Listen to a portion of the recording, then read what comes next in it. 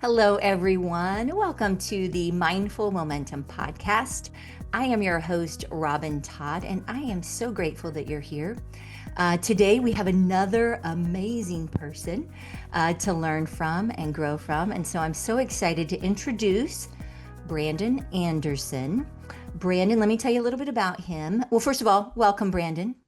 Thank you. Thank you. Thanks for having me. So glad you're Excited. here. So excited. So Brandon Anderson is the Vice President of Safety at AGC of Missouri.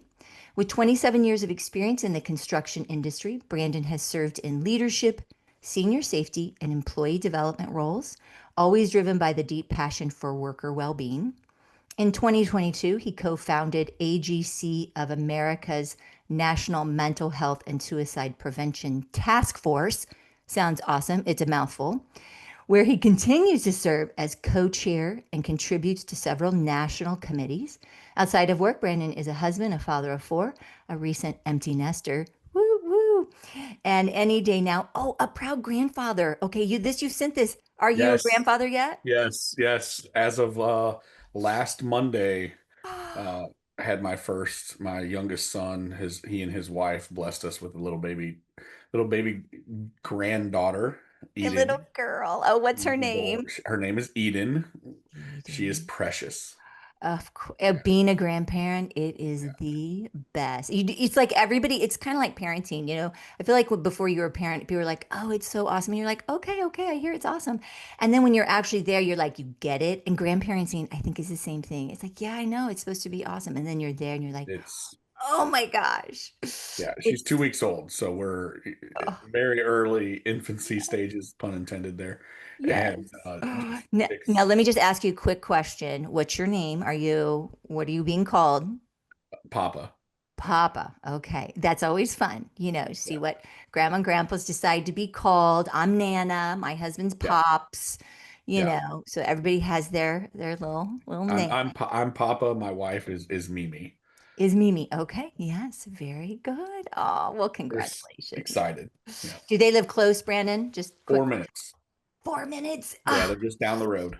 Oh, that's the best. Yeah, That's the best. Well, I love it. I love it. Well, thank you for being here. I'm so excited.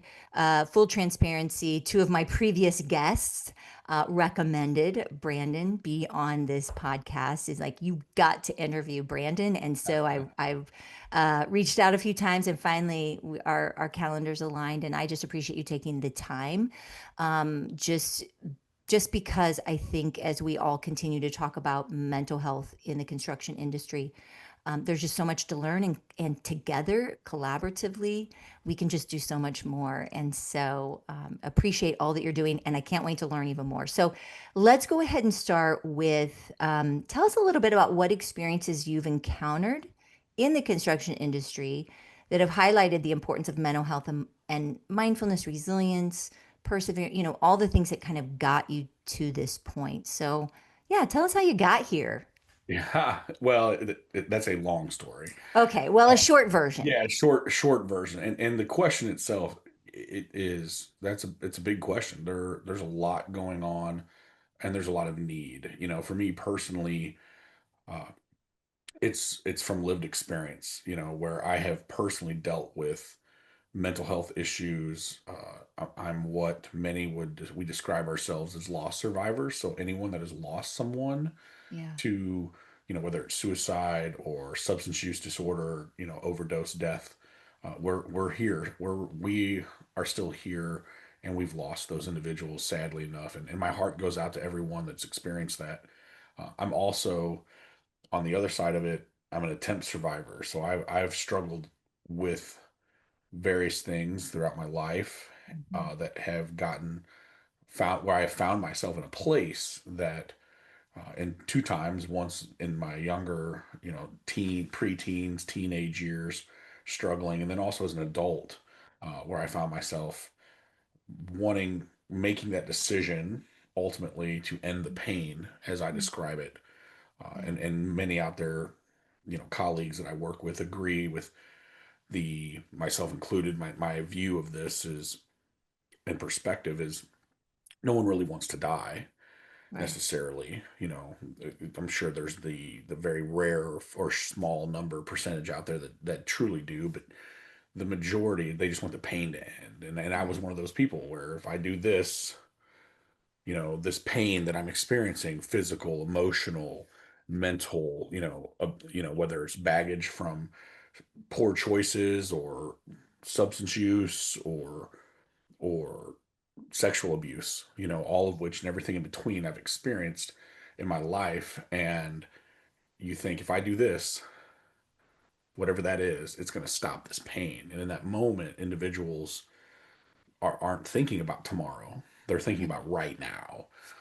So yeah, just diving into the question, getting really deep right out of the gate here is what we're doing. So Yeah. I'm sure fair warning to anyone listening to this, you don't have to if you need to step away. As we talk about this subject or these subjects in my own personal experience, it may hit close to home. And it's okay if it's too much right now. Come, download it, come back, and listen another time. And I respect that and fully understand. Yeah.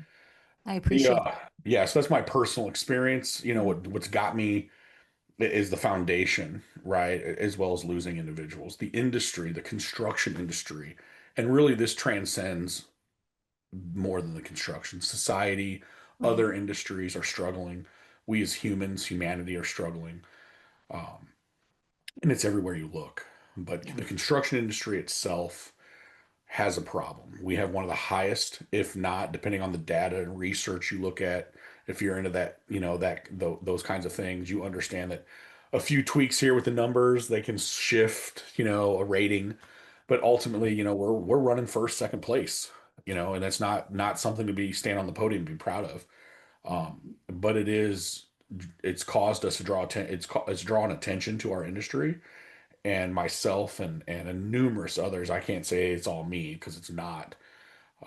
I'm a representative of a collective body, if you will, so to speak, of change agents that are like, hey, enough is enough. Yeah. And it was even taking place before I even got into the role I'm in today. So I can't even say that, I launched this effort, and I'm not even trying to by any means. There's some incredible people that my life is forever blessed and different, and will be and better because of knowing them, being on this mission and journey to draw attention to the problem, number one, and number two, to take action. And Yeah. those are my two things that I really ask people to do, is not just draw awareness to it. We have enough awareness campaigns. They've been going on for 70 some odd years. Like, hey, look, we have a problem. Okay, great. Let's do something. Not that Yeah. there hasn't been action, but not enough, in my opinion. And that's just me. Uh, so, with that being said, excuse me, there's more to do, and we are doing that. The industry as a whole, and even on a micro scale in certain areas throughout the country, we are taking action, and we're seeing the results. Right? I could talk to you about the numbers. We're seeing numbers such as like 7,000 potentially dying from suicide in our industry. You look at the national construction fatality rate from BLS, so your OSHA fatal four, so to speak, Robin. Mhm. Your average construction fatalities fall struck by caught between electrocution. That's 1,000 a year on average. It has been for decades, and it's flatlined. It has not. I mean, there's a little ebb and flow, but it has not been a situation where we've seen this drastic drop or drastic jump. You know, suicide continues to climb. A Yeah. few years ago, it was like 4,000, 3,000, 5 was like the number. Now we're hearing numbers potentially as high as 7. And Oh, and and I say gosh. potentially because it is difficult to quantify. Hmm. Some of us believe, I'm one of these people, it could potentially be close to the teens. It is hard to identify if someone truly died by suicide and the connection to construction. Right. So there's no consistency out there, uh, and quite frankly, you find those situations where an individual lives in a small town community, that corner or this whoever's making the determination, they may know that person or that family name, and to avoid the stigma, the mud as I describe it, of the stigma associated with overdose or suicide. If there is a room for doubt, it's inconclusive, or it's Mm.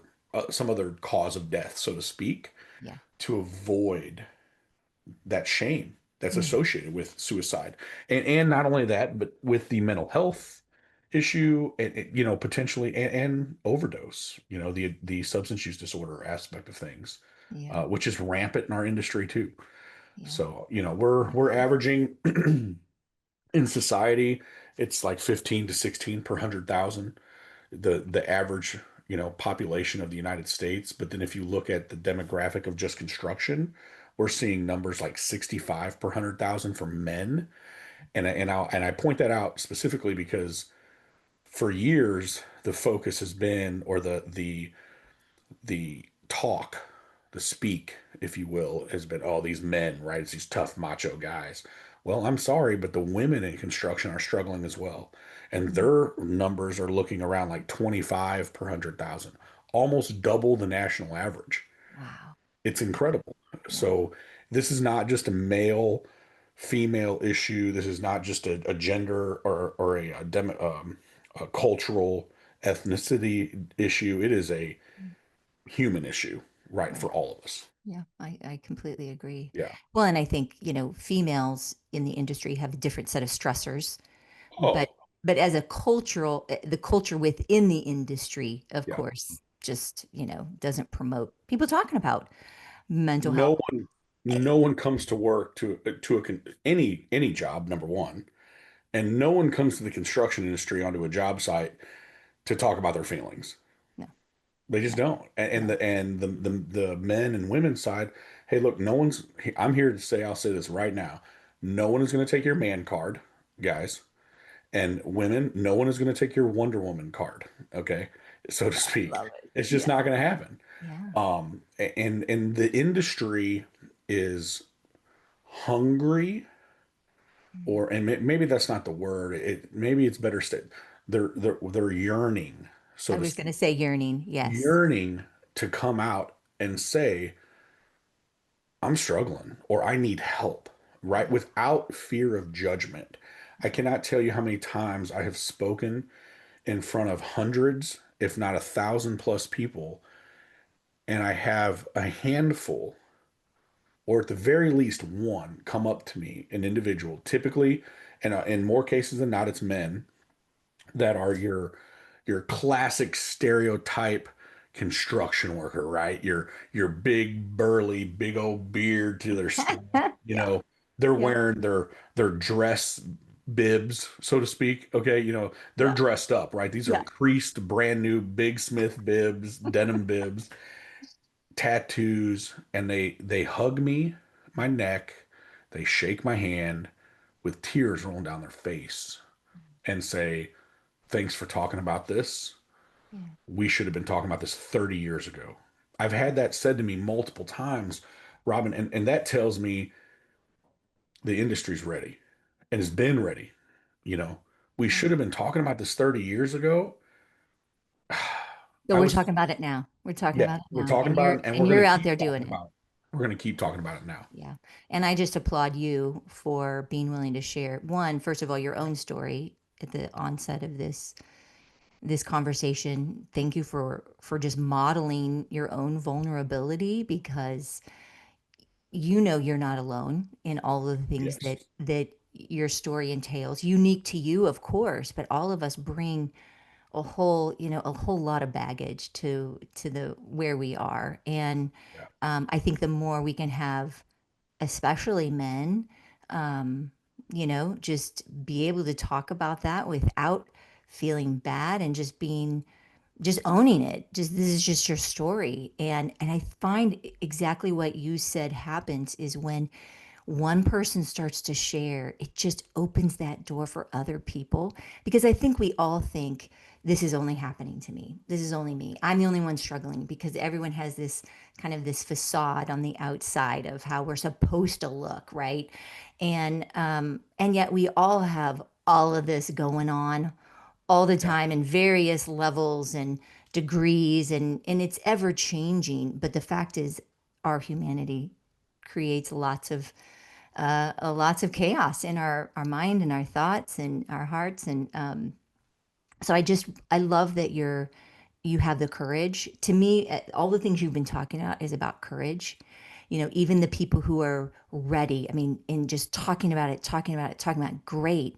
Now let's do something. And that takes another level of courage, to Yeah. actually put into something small and actionable to take that next step instead of just knowing it and then waiting. This is what I find is that, and there's no judgment here. I teach mindfulness, so there's absolutely no judgment, but there's a crisis, and so we try to kind of tackle that, and then things start to slow, and then we shift back into autopilot of our default of, well, it's expensive, and everybody seems good now until the next crisis, We right? don't have time. Right. There's always those Yeah. excuses. And I feel Oh, like it's kind of maybe somebody else called it kind of the whack-a-mole. It's like yeah. it's fine until somebody, something happens. And so it's Right. that whole preventative conversation, of course, is where my passion is, because I am much more about let's empower people so they don't have to get to that place of crisis. Um, and I know, culturally that's something culturally that every industry struggles with, being Yeah. proactive in starting to invest in that. But I love just the courage and just your inspiration to others to be courageous, to step outside that box. And when we do, we see that others are, it resonates with people, and people coming up to you just confirms that this conversation needs to continue.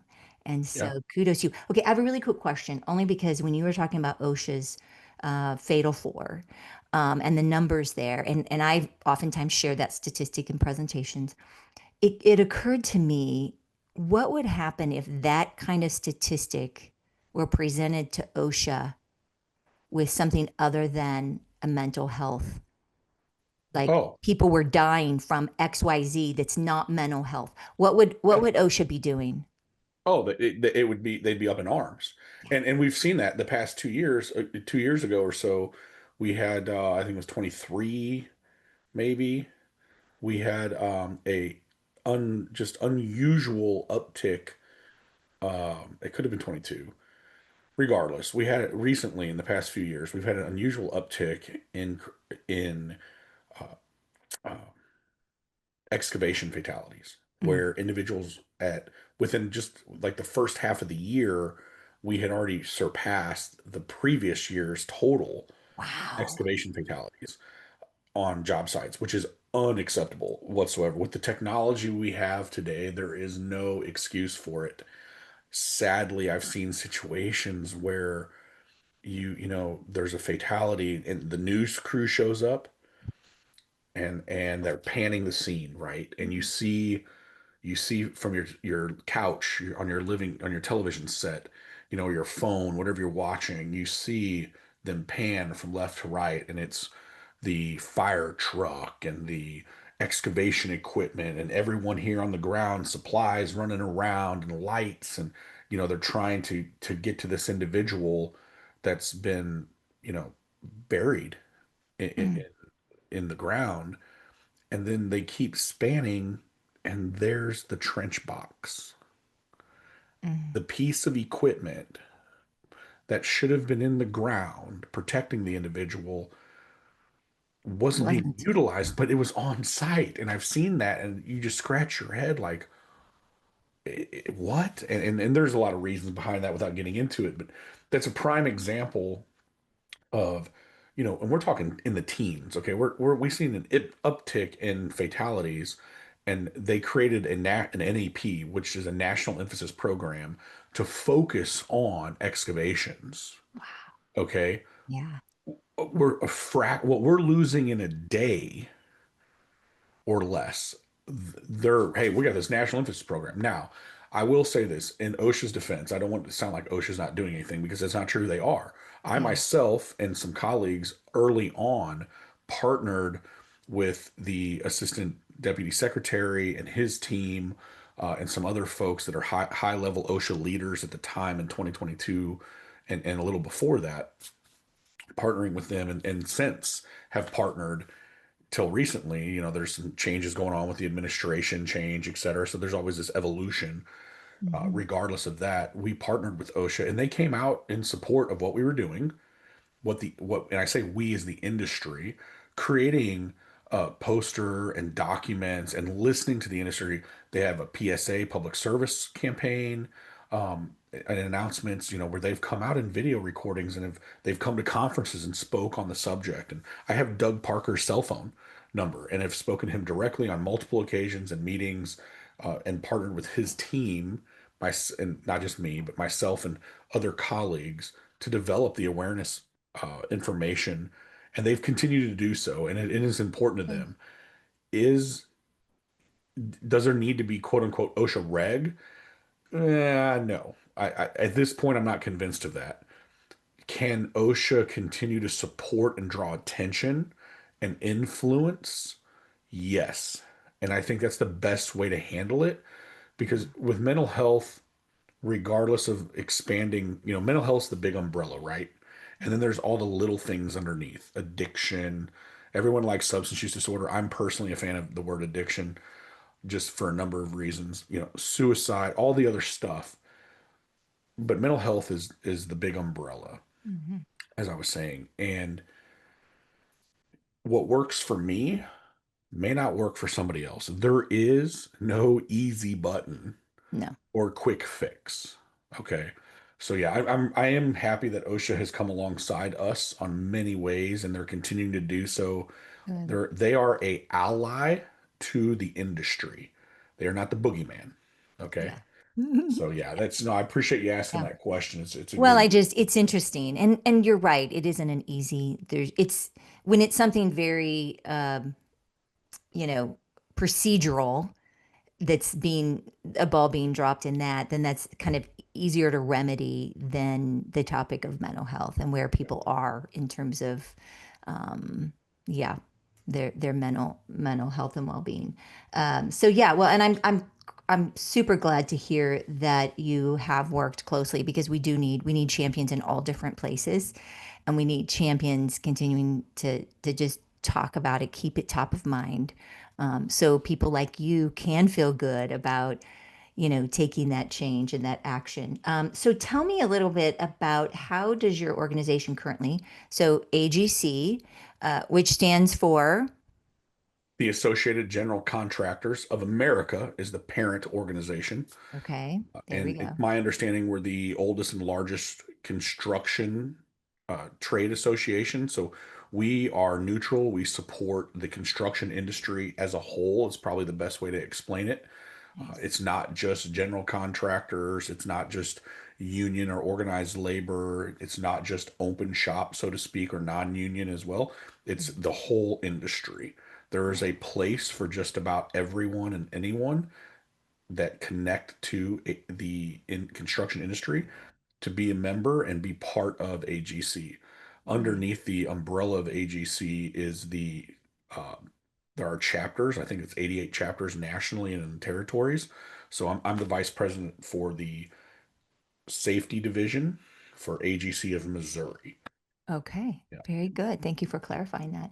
So tell us a little bit about, currently, how you all are addressing mental health and wellness concerns within the Yeah. AGC. Yeah. So AGC of America, uh, let me back up here. AGC of Missouri, along with AGC of Seattle, and I would also throw in the Colorado, the Denver chapter, kind of unknowingly had all somewhat around the same time, a little bit before one or the other, early like 2018, 2019 timeframe, said enough is enough and stood up kind of their own committees, is how I understand it.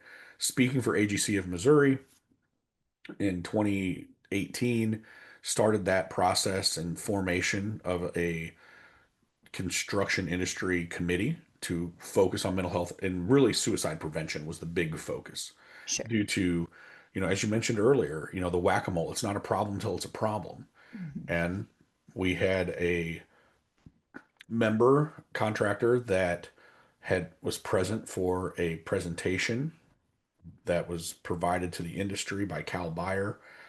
Everyone, almost everyone knows Cal unless you've been living under a rock, and just a great guy and mentor. But Cal was providing this presentation and data, and one of our members had heard it, and then soon after, had they experienced a fatality, a suicide on a job site.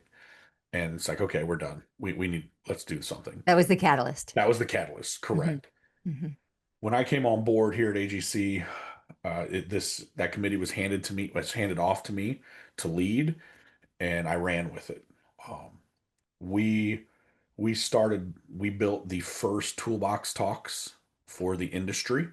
related to mental health and suicide prevention that we know of, with in partnership with Washington University School of Medicine here in St. Louis and a number of construction partners. And it has grown from there. We created the hope, what we call the hope coin, which it looks like a poker chip. Hmm. But it is in fact not. It is, and I have had folks joke me like, "What's this worth at the table?" And I've looked at them and said, "A life." Yeah, And they look at you weird and funny, like you're crazy, like, "Well, whatever." And then after the presentation and discussion, they get it.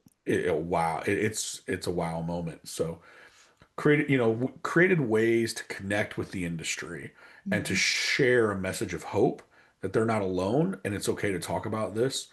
And since then, really trying to develop, it started out with how to even conduct a stand down and a toolbox talk, right? How do you do that around this topic? And what are resources to help you have the conversation? We started there. In 2022, myself and Mandy Kime, she's the director of safety in Seattle, uh, just my partner in crime, so to speak, and just love her to death. But we had met in Phoenix at a safety conference. She had presented on her master thesis she wrote on mental health in construction and the issues and solutions, and wrote this beautiful document that's really long, and she shrank it down into a more digestible document for the industry, because quite frankly, no one wants to, as she says, her words, no one wants to read a 50-page master thesis on mental health. So she did the right thing and cut it down, but ultimately had the conversation around, we have a committee for everything, right? To the point of being like, we got committees about committees, Yeah. it's meetings on top of meetings. Why don't we have something for this topic for mental health? So we were able to approach uh, our counterparts out of Washington, D.C. at AGC of America and launched that is how the mental health task force was formed. Since then, our focus for the past 2, 3 years has been on action. We have enough awareness, break the stigma campaigns. And quite frankly, I am of the belief that until we live in some kind of utopia, so to speak, right? Regardless of religious or belief background, until everything is perfect, stigma is going to be a thing. Sure. Okay. And we've got enough posters, we got enough hard hat stickers. Cool. That's not enough to move the needle, if you Yeah. will. And I can prove that. How, in my opinion, we need action. We need bold action. We need disruptive collaboration to make a difference. So we have been working towards that. We've created an ambassador program where our task force has a direct link. We're expanding that this year. We have a direct link to regions and individuals across the nation to receive and feed information, to stay up and on everything that's going on, have a pulse, kind of what's happening. But then also we conducted a gap analysis on what trainings are available, right? Because we need to educate our people. We need to educate Yeah. our people on a few things. One, what the problem is, Yeah. and then what can you do? What resources do you have? So going through the training aspect of how to be present, how to be engaged, postvention, prevention, etc. when we conducted that, we were surprised. There's some great training out there. Mhm. However, nothing that kind of checks the box for all of it. Yeah. So we conducted that gap analysis, and then eventually AGC of America here just recently launched a 5 series, about a 3 hour training, online training platform and module that allows any of our members nationally. I mean, we're talking potentially millions of construction workers have free training available to them through AGC of America today. And Mhm. our supervisory course allows them to do that. And when we built that training, we made sure we were filling the gaps from that gap analysis and then also covering what's already out there and just kind of packaging it very nicely. It's a work at your own pace. It's a great training. We're excited about the impact of it. The feedback's been really positive and So just it's out there available for people it right now. is. It is out there available for AGC of America members. If Mhm. you're a non-member, there's like a small fee. I mean, and when I say small, I'm talking, you spend more in a week at Starbucks, trust me, and if not a few days, and from a paywall standpoint. But we're not looking to make money. No one is in our group, so to speak. But there is a cost, right? Wish we could just give it away, and we are to a certain degree. But enough of that. Anyways, yeah, That's awesome. Well, I love it's that. we're And really excited about what we're doing. I love just to know also the resources out there, right? Because the organizations we work with, I mean, everyone's just trying to find where are the resources? How do we tap into those? And I love just that that gap analysis is so powerful and informative in terms of, how do we do that? What do you feel like the resistance is for Yeah, people who are, maybe they've been doing the awareness, they're not quite, what is the resistance, you think? yeah. Well, and really quick, let me step back. As far as the no finding what resources are available, our website is open to the public. Oh, And good. everything is free and open source. That was one of our main goals with our task force, is to create the go-to largest free open source um, kind of clearinghouse for the industry. So you can Google AGC of America mental health. The first link that's going to come up will take you to our homepage, and everything's PDF download, co-brand, utilize that stuff, that content and those Awesome. resources that are available. Because if you just Google mental health, you are going to be overwhelmed with what's out there. Right. Some great resources, no doubt. But yeah, so back to your question, what the what's the resistance? Well, that's it's a loaded question, Yes. and and it, Is it's it not fear? Do you find fear? sure. Oh Yeah. yeah, it's fear, and ultimately, Robin, it comes back to what we mentioned, how we kicked this off on the humanity side. This is not just a construction issue. This is a human nature. This is cultural. This is religious implications.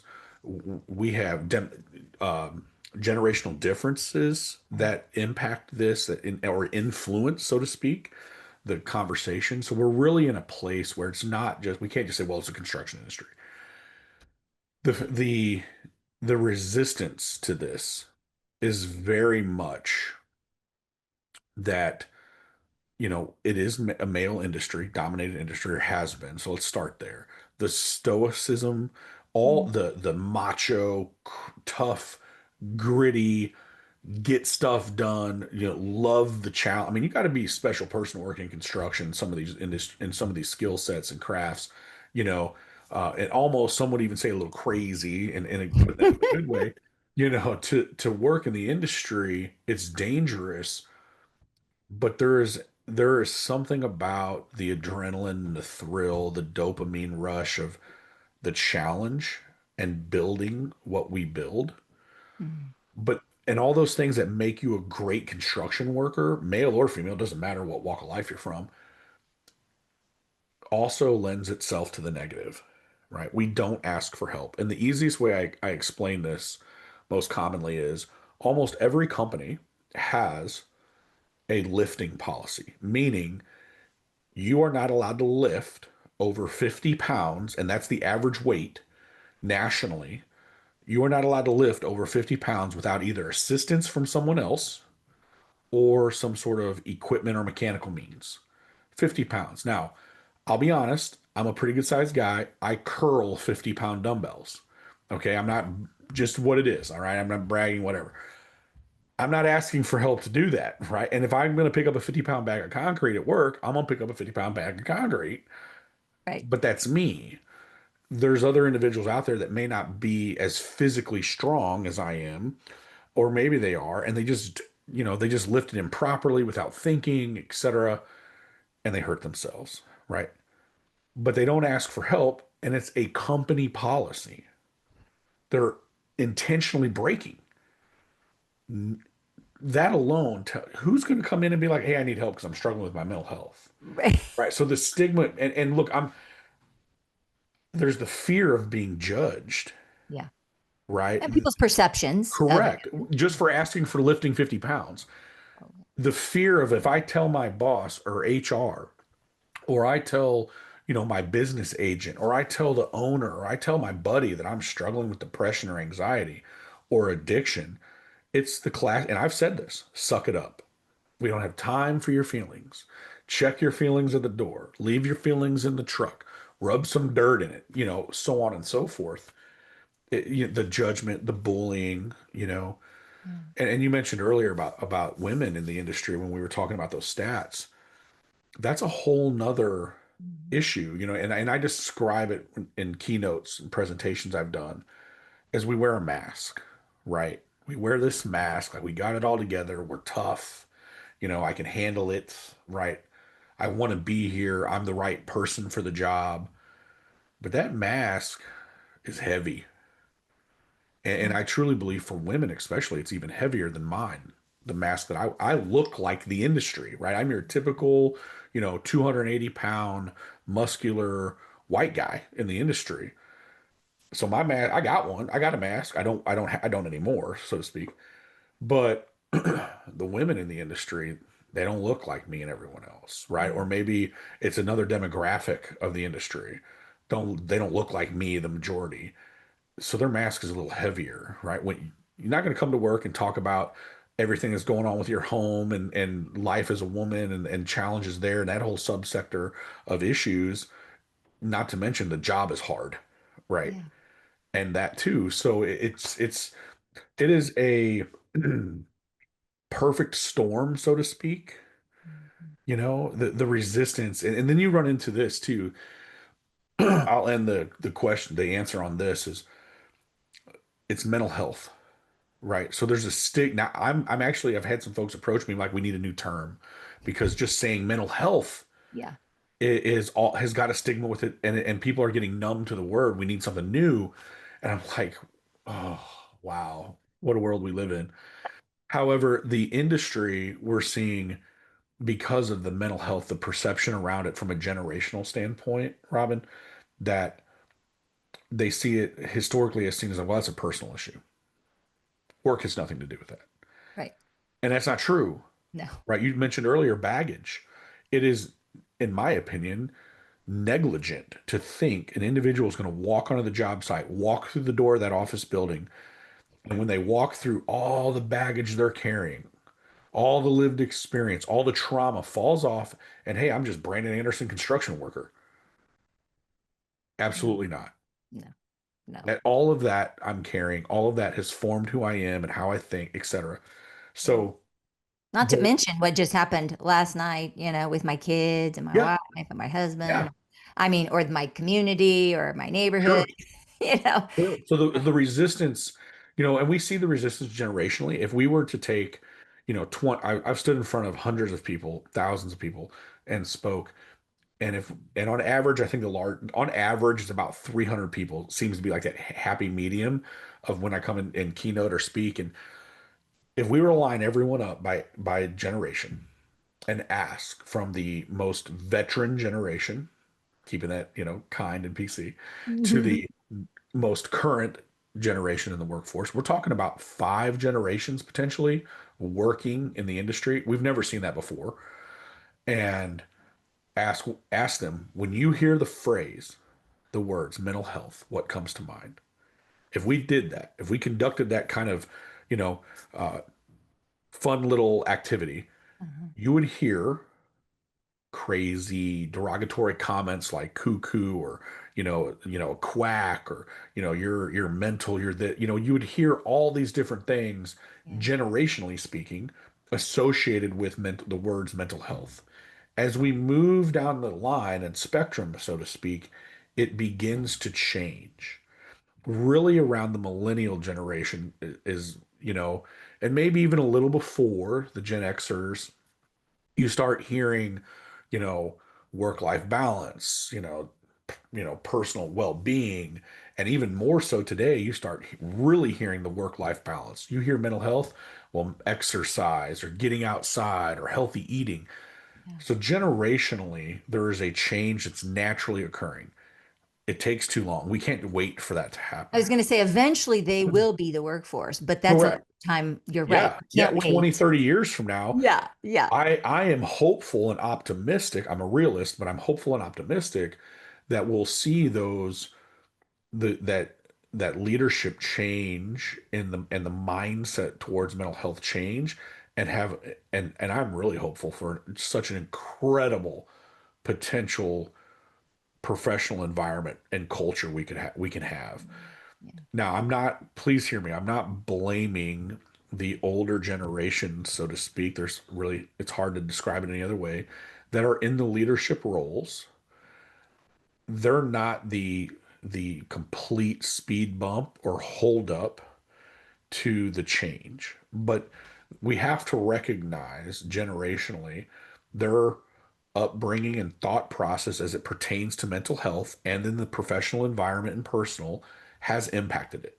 Right. But I'm seeing them in mass numbers to a certain degree talk about it. Yeah. Like you They you just have talk to. about my courage and create. Look, I don't share anything as a badge of honor or be like, hey, look at me or brag. But I'm seeing individuals that are older than me quite a bit, older than my grandfather in some cases, come forward and share a personal story of struggle and triumph, right? Resilience, that they survived and they made it and they've held on to this out of fear and shame and guilt, and they've come forward. And I have seen their companies just come alive from a culture standpoint to support this initiative. And I've seen them take the lead Yeah. and say, hey, this is a company, this is a culture, this is where you can work. And if you're struggling, Yeah. we're here for you. And Yeah. I mean, we need more of that. absolutely. I think that older generation certainly has a little more, it's going to take a little more effort for them to rewire those Yeah. thoughts that they've And had it's happening. held It's for a long slow. time, you know? Yeah. Yeah, it's slow, and then there's the legal piece It's too. possible.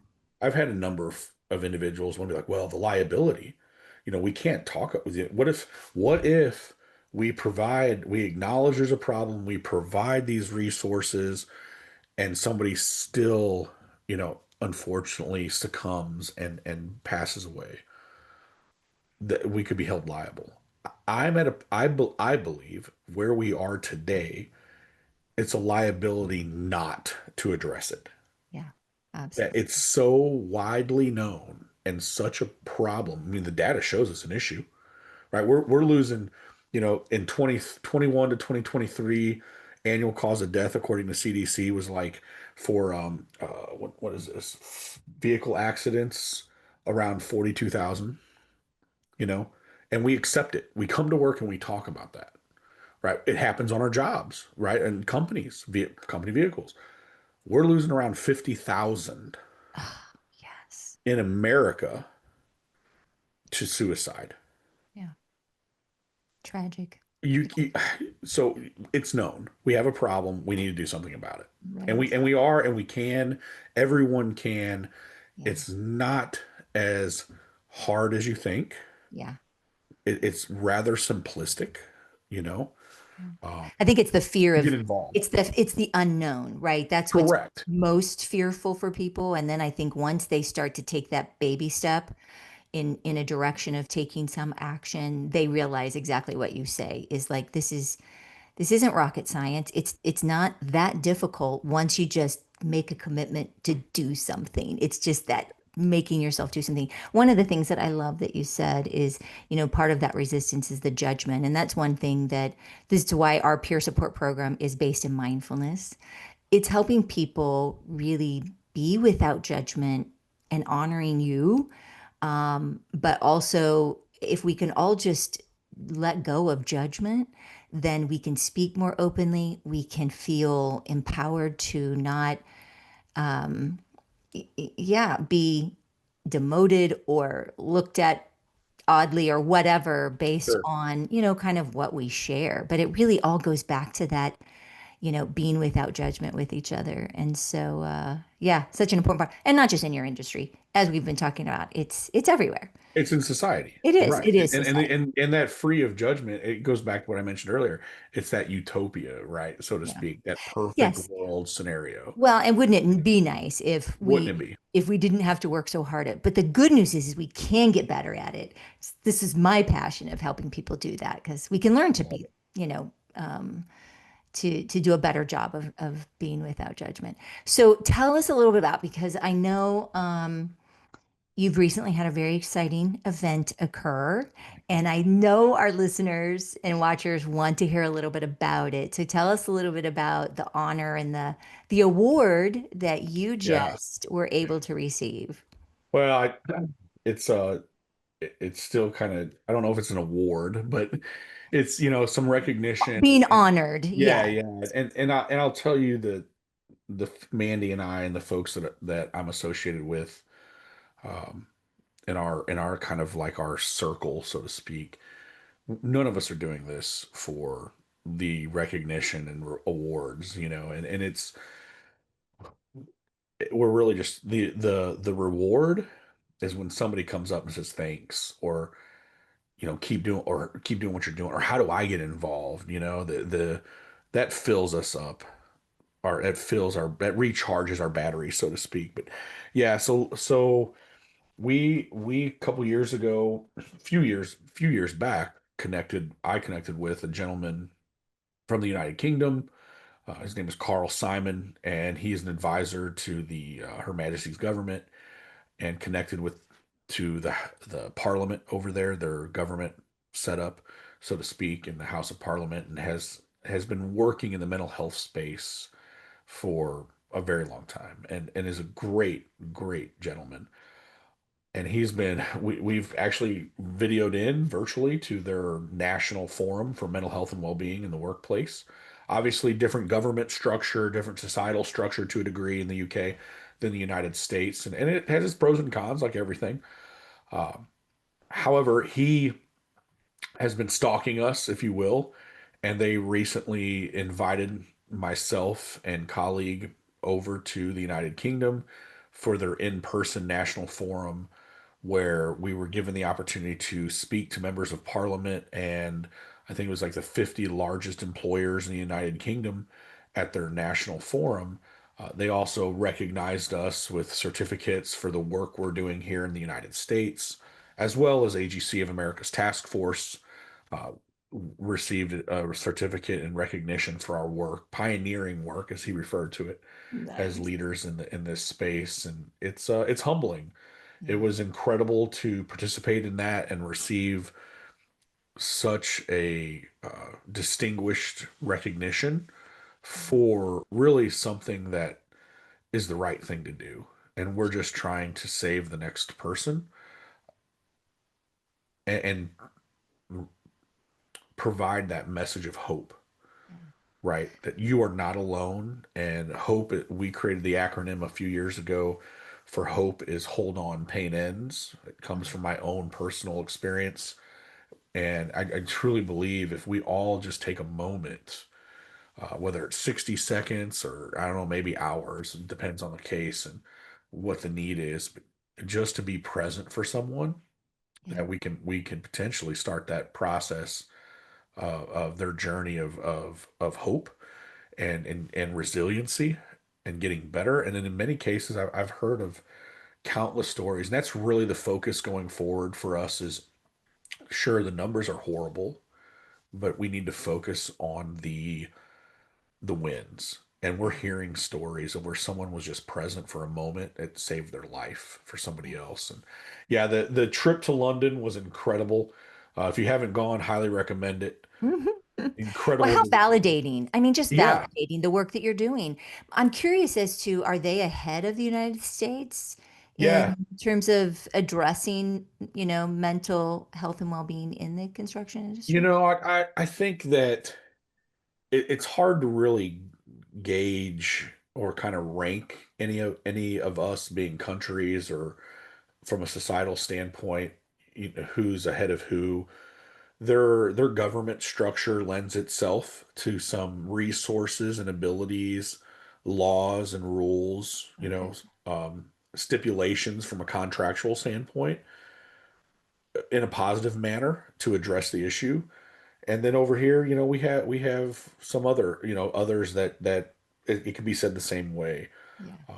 And So not that we're comparing, but yeah, I do yeah, think when we can look at those people who are, have kind of are the trailblazers right, in different ways, like what can we learn from them? Because there's no need to sure, a reinvent lot. the wheel. Yeah, Yes. we can learn a lot, and I think that's what's really beautiful about what happened last week was you've got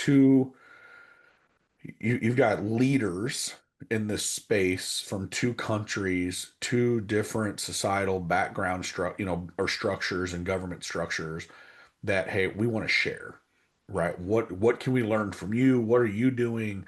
What are we doing? What can we do? What makes sense here? And we're seeing that, our partners, even 4 or 5 years ago with Washington University School of Medicine here in St. Louis, and our team locally were reviewing and partnering, communicating with in Australia. There's a program down there called the MATES program that Yes. has been wildly successful. However, their numbers are still, it's sad, but they are having success. Okay. Yeah. You look at what's going on there. How much of that can we bring here? Well, again, another socialistic country and society, makeup. So the government structure, the healthcare in our country, and the availability of support and care for individuals that truly need it, it's not the same as in these other countries, right? But we can learn from it. We can adapt some of it here, and then again, we're all the better. So that was really the big takeaway, and we made some great connections with some of these employers and government officials. There was members of parliament that we spoke to at this event. Like I said, we had the opportunity to speak and share, and it was incredible. And no doubt, there's going to be some continued discussions. Our task force holds a quarterly minimum, if not every other month, webinar. And we're planning on having some of them come and speak right from Yeah. across the pond, That's awesome. virtually, Yeah. obviously. Yeah. But yeah, just really cool. Robin, we had some conversations earlier leading up to today and this recording, and I pinch myself, so to speak, right? I find myself reflecting, thinking, how did this young man, this boy, this young boy came from very humble beginnings. I'm sure we don't have time to get into all of that.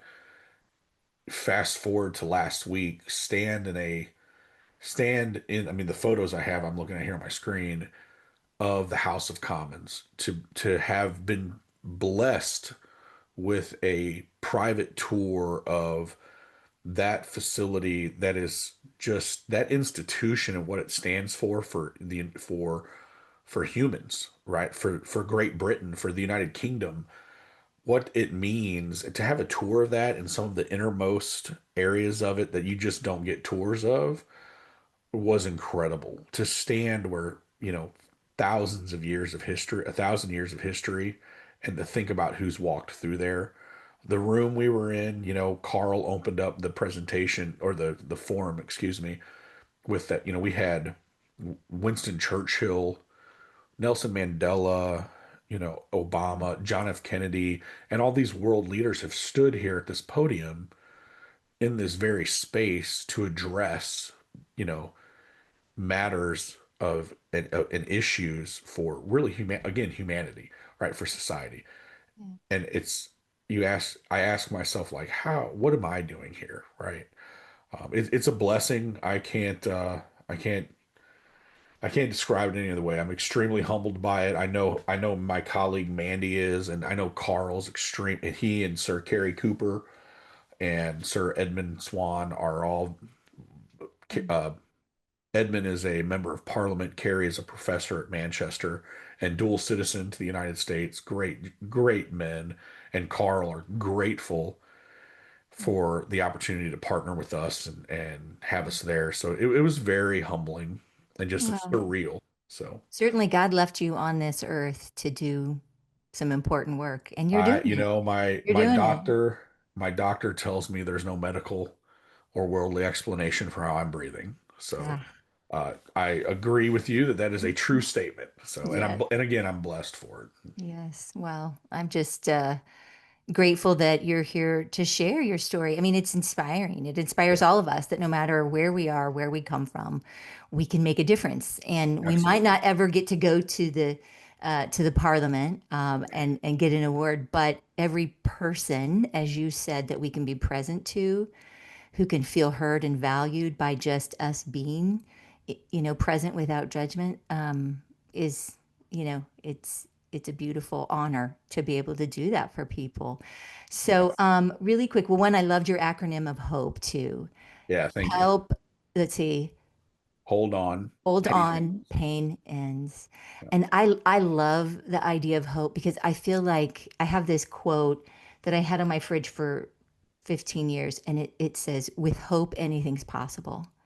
And if we can just give somebody just a lifeline of just one small thread that it's going to get better, that there is help and there is hope, that maybe that'll just help them hang on until they get through the pain and the hardship. And so Yep. I love that idea of hope. It's just it's also encouraging, and I think we all universally can relate to needing hope at different parts times in our life, and then the people who've kind Absolutely. of offered that to us.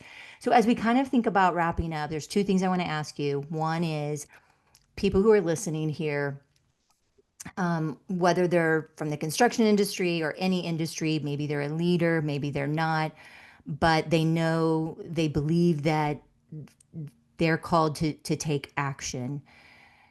What would you recommend? How do they start? Where do they, what could they do next week to take a Yeah. baby step towards going beyond just maybe the awareness, or maybe they haven't even done the awareness in their organization and maybe that's where they need to go. But what would you recommend? Yeah, great question. And love, thank you for asking that. And it's I will start it with it might feel scary and uncomfortable, and it may feel overwhelming when you start diving into the data. But first, educate yourself on what's going on in the industry, right? But most importantly, educate yourself on what resources are available. What does your company, so again, speaking to the CEO or leader of a division or any company or whatever, HR, say it doesn't matter. What does your company offer? Do you have an employee assistance program? If you employ uh, organized labor, and craftsmen and women of the industry, do they have a member assistance program, an MAP? And if so, who benefits? Is it the employee assistance program? I've had companies that have had issues and they've called the EAP and the EAP is like, well, we don't cover that person. And it's like, and they're in the moment of crisis, like, oh my God, Yes, yes, so don't very find, yeah, important. take action now ahead of the time, Yeah, right? It's better to know or to need and not, to have and not need than to need and not have, right? right. So educate yourself on what resources you have available immediately to you and your employees and your company, whether it's through your healthcare provider, whether it's the EAP program, which is typically secondary to healthcare, but it can be wrapped in community, your community, the region you live in, right? There are nonprofits, there are some really good ones out there.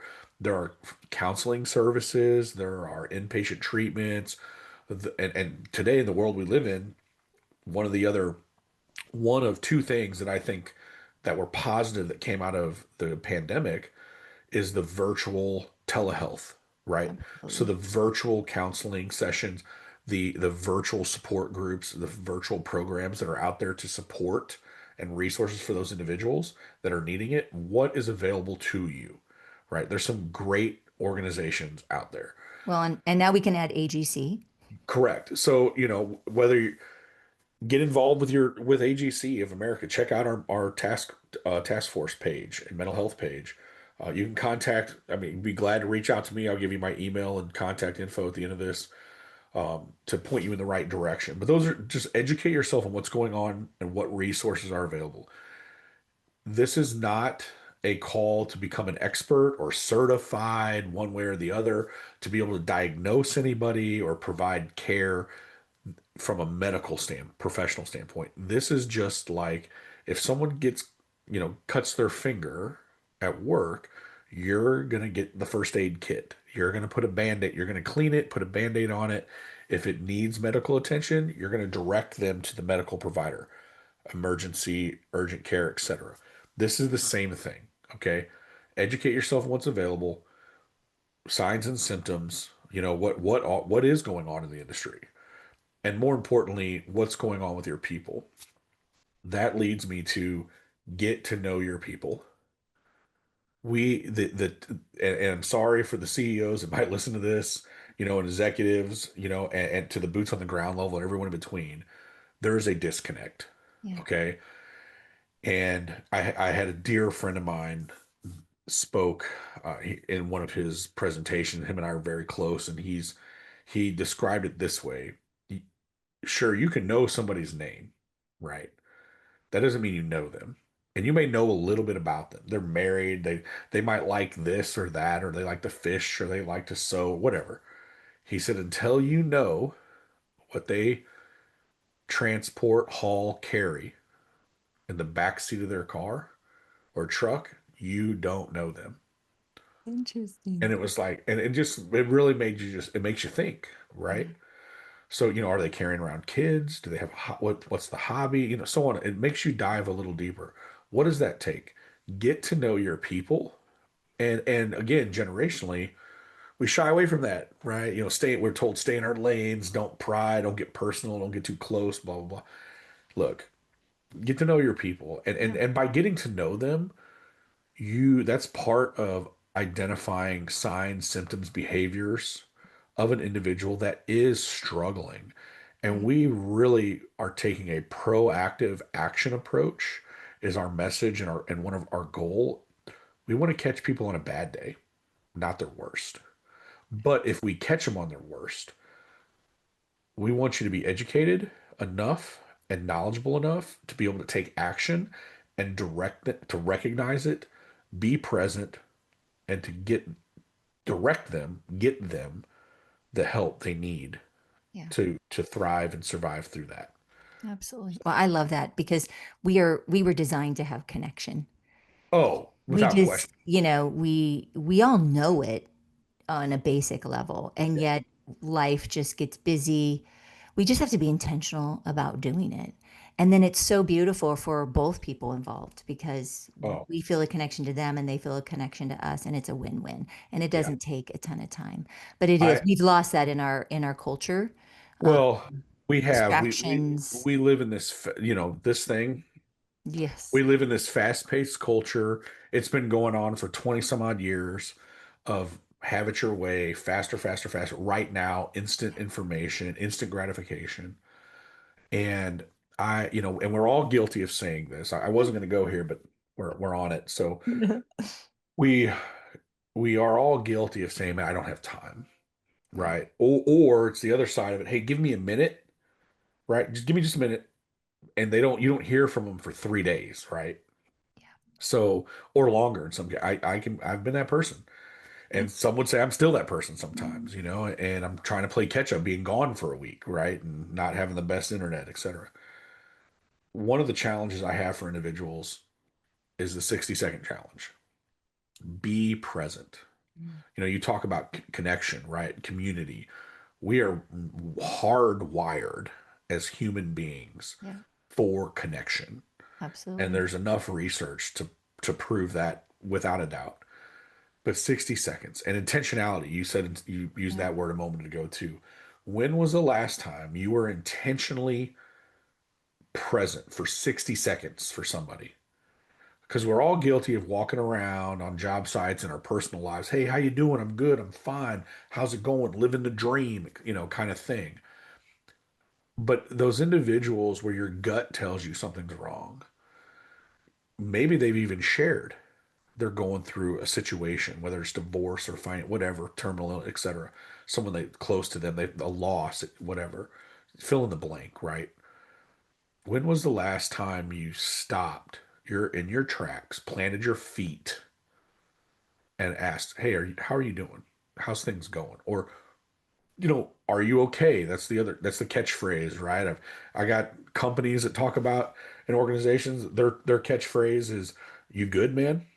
Or "Yin's good." The Pennsylvania folks over there, "Y'all good?" I mean, whatever you want to say, Yeah. and then you're quiet intentionally for 60 seconds. Don't just leave it at okay, because that's Yeah. what happens, right? I'm Oh okay. yeah, We're I'm okay. fine. Life's Right. good. Yeah. Instead, And tell me more about that. yeah, so you talk less, they talk more. Yeah. But I'll tell you, Robin, in the couple keynotes I've got a 60-second timer on the screen, and we watch it tick down. And when you sit still for 60 seconds and watch that timer go from 60 to zero, it feels like 5 minutes, 10, 20 minutes. It feels like forever for some people, because we Yes. are so used to go, go, go, go, go, go. Well, when they have we call them micro moments, they pick this up, right? Sure. We got to fill that 60 seconds with something. That's right. And, Or and I have really, so much to do, I'm well, going to fill it, even though and really, I'm it's not not getting even more done. 60. Some of the research is showing 30 seconds, right? You're seeing reels 10 to 30 seconds. Anything longer, that's too long, Yeah. So when we Crazy. watch, and here's the point I'm making. In that 60 seconds, when you stand there and you look at somebody, there is power in awkward silence. You are also communicating if you are being genuine, your Yeah. body language, eye contact, looking at them, you're not moving. You are subconsciously communicating with them that you I care care. Yeah. and you want to know. Right. And more times than not, they will look at you, they will open up, they will realize, "Oh, you really want to know." And in those moments when they start to share and they start to talk to you and open up, it is not a time for us to be like, "Oh, been there, done that, got a t-shirt," etc. Yeah. It is the best thing you can say to somebody is thank you, because there is power in thank you. And it is another phrase we do not use enough genuinely. And it can be thank you for sharing, thank you for trusting me, and then provide guidance on, hey, we've got this resource, Yeah. right? Or, man, I hate to hear you're going through that. How can I help you? Now, full disclosure, that 60 seconds might turn into a day or hours, but you know what? That person's still there. Yeah. And I'll share this story with you and stop. I spoke last fall in Wisconsin at an event, keynote at a conference.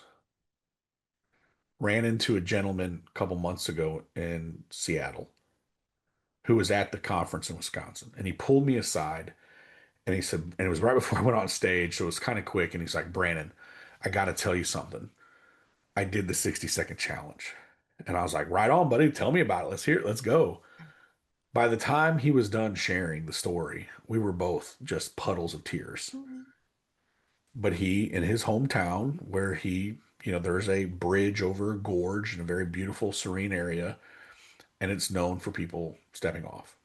And he happened to be walking through there, as he does on, daily, almost daily. I wouldn't say daily, but regularly, let's say. And there was a lady there, and his gut told him something was wrong. He could tell she was struggling, however that looks, right? But I tell folks, follow your gut. Hair on the Absolutely. back of your neck stands up. Take action. Yeah. And he approached her and he told me, he said, "Brandon," he's telling me the story step by step, play by play. And he Gosh. says, he's telling me, he's like, "All I could think was 60 seconds. I'm going to just give it 60 seconds." And he asked her, he walked up to her and looked at her, and she looked at him, and he asked if she was okay. And he was quiet, and he just thought 60 seconds, give it. And she's looking at him, you could tell she's a little distressed. And after some time went by, he looked at her and he said, they're looking at each other, and he says, "Do you need a hug?" And she broke down. Oh, Through the conversation, after, embracing and being present for her, being genuine, right? He discovered she's been going through some stuff and whatnot. But here's the thing. She left in her car that day. She had shared that she had lived almost 2 hours away. You cannot, no one that will listen to this will convince me otherwise that she was there. She was out sightseeing, is what she told him.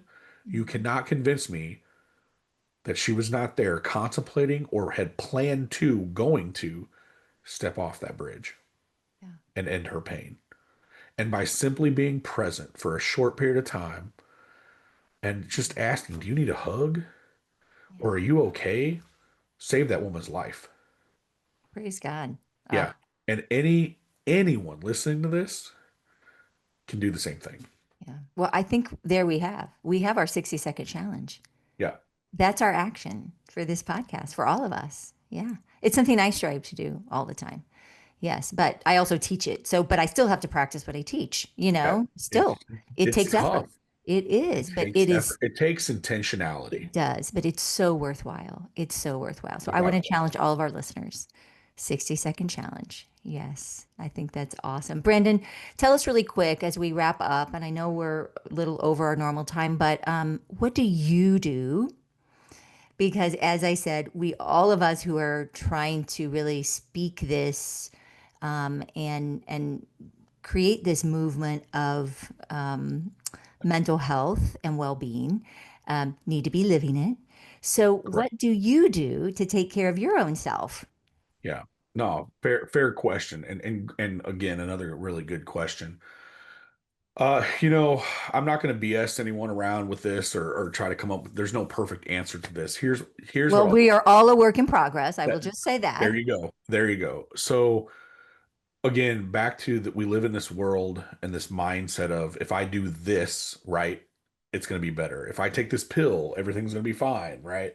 Except this light switch mentality, as I call it, right? Turn on the light, I got power and lights. So I think really what's important is some self-reflection, Okay. right? Look inward, look in the mirror, so to speak. So you Be do that. honest, You be do that with brutal. yourself. Yeah, be brutally honest with yourself. Okay. And then just identify people. I hear people all the time, journal, make a list. You start making a list, that's overwhelming. That you're going to stress out over that. It goes back to the old adage, how do you eat an elephant, right? One bite at a time. Yeah. So do what's referred to as shadow work. Some people refer to it as that, self-reflection, and start, chipping away at bettering yourself one thing at a time. Maybe it's just, hey, for the next week, I'm going to commit to eating healthy, no fast food. What are you currently doing right now? Yeah, what You am I you currently practicing doing? 60 seconds. Yeah, but what are you Yeah, currently doing? correct. What am I currently doing? I am very cognizant of eating healthy as much as I Yes. can. Hey, don't get me wrong. I Yes. love pizza and wings. Oh no, but food I'm is all about some burgers, and steak. But at the same time, what I'm putting into me matters, right? yeah. And it should matter to all of us, Well, and food is especially after just coming from London. I don't even want to. We could do a ah, podcast on food here and food. Yeah. well, Anyway, the power of food and mental health is real, is and the it science is is there.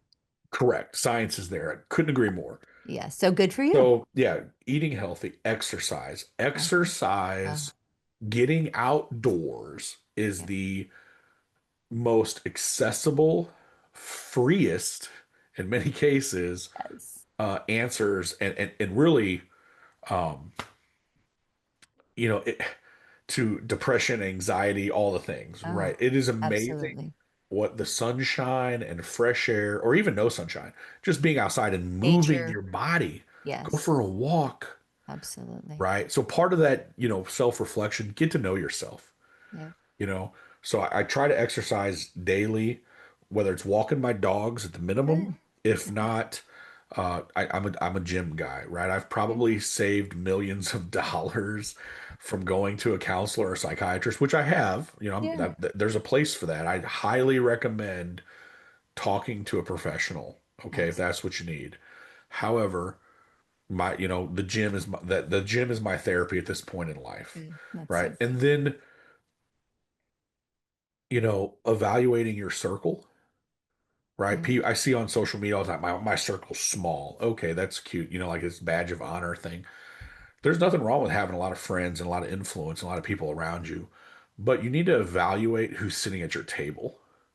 And sometimes you got to dismiss some people from your table, Yep. right? Or you got to walk away from that table and go build a new table, Yeah. right? We So affect you're each other. It's our tribe. correct. That's right. Mhm. Our tribe. What does your tribe Yeah. look like?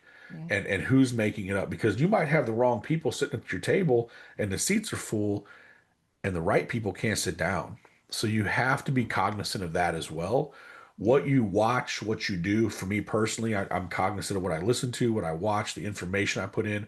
I'll be honest, I don't watch a lot of TV. I really don't. I don't. I mean, I'll veg out. I love a good movie or a Hmm. good series, but Hmm. I'm not watching the 24-hour news cycle. Yeah. I pay attention enough, probably more than I should, but honestly, it's not something I'm like zeroed in on because Well, it's all it's negative and it's it's negative. toxic in so many Exactly. different Yeah. ways. Yeah. Yeah. Um, And it's important to find a balance, which it sounds like. correct. You got to Yeah. find that balance. Now, Hmm.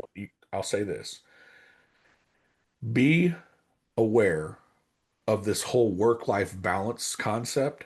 I don't personally believe in it. I think the scale, so to speak, is always going to tip one way or the other. The problem is when it tips too much, right? If it's completely out of balance. It's one thing and there's some lean to it, but Right. you're going to have to evaluate, and I do this regularly. Yeah. If I do this, if I travel out of town for this, what am I sacrificing? Or if I don't go, what am I sacrificing? Or and not just that, what am I gaining? Right? Right. Sometimes it's more important to say no. No is a full sentence, just so everyone knows. To say Love it. no Yes. and be at home with your family, Yeah. right? Your kids, your loved ones, your dog, your wife, your husband, whoever it is, whatever, whoever. Yeah. So yeah, I mean, those are just some. I That's do like great. to read. Love it. So what I'm putting into my brain, my Yeah. soul, my spirit is very important too. So those are just some basic things. I Yeah. love Thank music, you. so Awesome. Awesome. Well, thanks for sharing. I do. simple. I just think it's nice. It might spark something in somebody else to be like, Yeah, yes, that I want to be intentional about prioritizing one of the things you just mentioned yeah. for And that. there's So that's so great. there's so meditation, Sure. yoga, the journey, all the stuff But that you got to find what the works and you got to easy, start small, and right. make it fit into your busy schedule and some things that stick. That's right. Because yeah, I mean, there's just so many that sometimes people are just so overwhelmed they don't even know where to start. So I would encourage, well, I think we're all going to start with the 60-second challenge, and that alone helps us just to be present, even if Yeah, it's not even with another person. Just 60 seconds to breathe is what I correct. encourage people to do. Is just to pause Yeah, in their day, to help them kind of ground themselves in the present moment. So, couldn't agree. okay, I am so excited that we had the chance to visit today. Okay, I have to tell you really quick. I think I mailed you. So we actually created mini toolbox talks. Nice. So it's a card deck, and I just popped it in the mail to you a couple days ago. So I'll be anxious for you to sample them. And basically, it's a little card, 60 seconds or less to use on a Yeah, job site with a group, turnkey. Since you said you kind of started that first that's toolbox talk, so fun. we were trying to find a little mini version so it Yeah, isn't, a big task for people and it might feel a little bit doable and manageable, yeah. along with the other safety I, things. So anyway, you have to let me know how that goes. well, I can't wait to see him, Robin, and I will do the same because about 4 years ago we created Let's Talk Mental Health cards, Uh-huh. and we have a deck of cards too for construction that Awesome. they're icebreaker cards, very similar, I'm sure, to what you're talking about. Beautiful. So Oh, they're not toolbox talks, the cards, they are a like sentence starters. correct. Yes. So you ask a question, and Yeah. I will send you what we got. It Okay. covers every topic we came up with I'd love it. related under mental health. I love They it. are bold and direct, but sensitive enough Uh-huh. to be inclusive. And we created them with Washington University School of Medicine, and Nice. they're yeah, Yeah. Oh, it's great minds think alike. yeah, Yes. yeah. I can't wait to hear your feedback as well. How Yes, ironic. That's I well, and know. really, there's nothing ironic about it. This is all, No, it's all, it's we're not. all, So yes. Well, we so connected. appreciate the work that you're doing. And just thank you for, again, sharing your story and making a difference in this industry and in your community and AGC and nationally, worldwide. If people want to get a hold of you, Brandon, how would they reach you? Yeah, no, hey, thank you for the opportunity. I'm humbled and again, it's a blessing, and I'm confident that some positivity, something good will come out of all of this for someone. And if it's just one person, that's our job is done, right? How to Absolutely. reach me? I'm on LinkedIn, Brandon Anderson. It's very easy to reach me there. I have a podcast myself that I've launched and Woohoo. I'm not gonna publicly put out what the name of it is, but it's coming out soon, Okay. and we'll start putting out content. I'm very excited about that arm of how to reach individuals. I'm on social media. I'm kind of selective about some of the Facebook and Instagram stuff, but I'm out there, and you Okay. know, Great. there's that. I have one. My email is easy to reach, but LinkedIn's really the thing. But email is banderson@agcmo.org, and all my contact information is public. I only have one phone number, so Awesome. Thank it's interesting after events like this or opportunities like this, and even events I've spoke at where people randomly reach out, like, "Hey, can I talk?" you. And Yeah. I got the time, I'll take the time. Right? We can't make it. None of us has the ability to do that. You Yeah. have to be intentional and take time. Right? Yeah. We are in control of that clock and what Yeah. we use that time for. So we all get the same 24 hours a day. We do. Yeah. Well, thank you for being a trailblazer Hey, in this thank you. space. The Mindful Momentum podcast is here to inspire and empower your journey toward living a life of mindfulness. So thank you all for listening today, and we'll see you next time.